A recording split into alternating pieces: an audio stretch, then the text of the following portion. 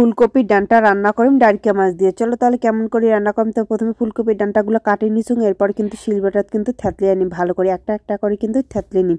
তো দেখো সব ফুলকপির ডাঁটা কিন্তু মোট থেতলিয়ে নেওয়া হয়ে গেছে। এবার কিন্তু রান্না করিম হচ্ছে আলু, আর দেখো তারপর পেঁয়াজ রসুন লঙ্কা কিন্তু কাটি নিয়ে নিছুং। এবার দেখো এই যে কড়াই দাঁড়িয়ে সর্ষের তেল দিয়ে কালো জিরে ফোড়ন দিয়ে প্রথমে পেঁয়াজ লঙ্কা দিয়ে কিন্তু ভাজাভাজি করিম। ভাজাভাজি করার পরে এরপরে কিন্তু দিম টমেটো দিয়ে আদা রসুন বাটা দিয়ে ভালো করে কিন্তু কষাইতে থাকি, ভালো করে ঘাটাঘাটি করতে থাকি। এরপরে দেখো সমস্ত গুঁড়া মশলা দিয়ে দিম। গুঁড়া মশলা দিয়ে কিন্তু আরও কিন্তু জল ঢালি দিম।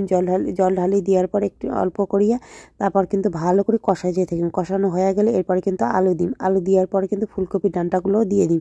দেওয়ার পরে ভালো করে এখানে কষাকষি করার পরে রাঁধুনিটার মুখটা দেখে ফেলাইলেন। এবার কিন্তু দেখো জল দিয়ে দিলুম কিন্তু হচ্ছে ডারকি মাছ। তারপরে দিলুম হচ্ছে ধনিয়ার পাতা দিয়ে ভালো করে নাড়াচাড়া করে নেওয়ার পরে এরপরে কিন্তু হচ্ছে নামিয়ে ফেলাম। তো দেখো মোর কিন্তু রান্না কিন্তু প্রায় কমপ্লিট। তো দেখো প্লেটে নামিয়ে ফেলালুম। তো এবার দেখো আর এখন ঢং সং করলুম তোমার সামনে।